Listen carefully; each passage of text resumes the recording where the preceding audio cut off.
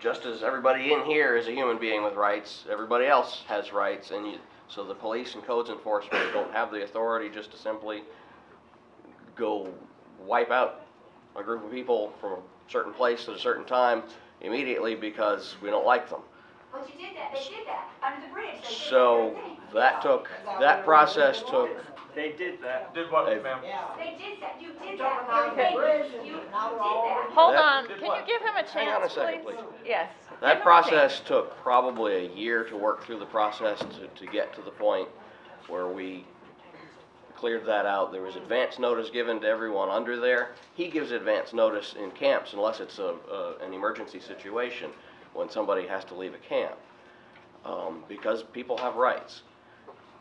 We are working on an issue that every community struggles with across this country. I have not met any of my counterparts with any other city that has figured out and solved it, because if they had, I'd ask them what they did, we'd do it here and it'd be done. But we are working on the things that we have to work on, both to manage the situation like this, where it's codes enforcement and police just pushing at it and continuing to work the issue. We're also working on affordable housing.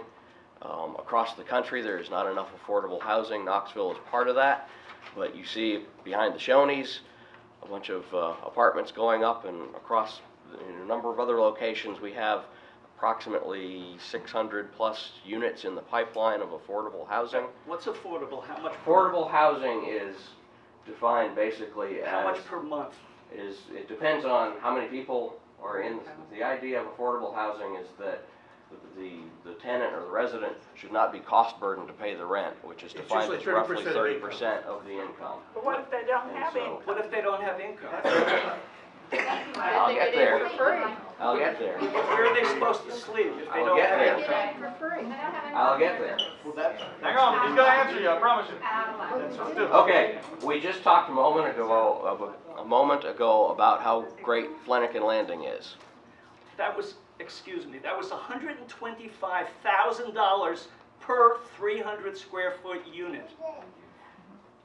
Yes. That is an apartment building that when you do that square footage per unit thing, you're part of the fact of the way that facility is run is there are offices for case managers and social workers. There are dining halls and there's dining halls, and that all gets counted in the per square footage price.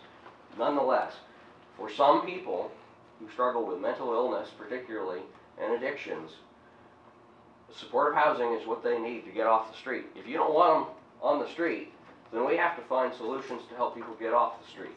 Ultimately, the solution to homelessness is housing. We're not going to solve it without getting people permanent housing. We can have all the camps and all the shelters in the world that we want, but until we get enough housing for people to get into, then you continue struggling with people who are on the street.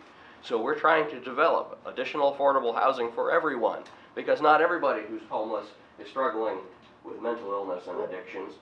They just simply have economic issues. For others, they need additional resources. So we're trying to get additional supportive housing built. And while we're trying to create additional places for people to get to, we're trying to manage the situation as we're going.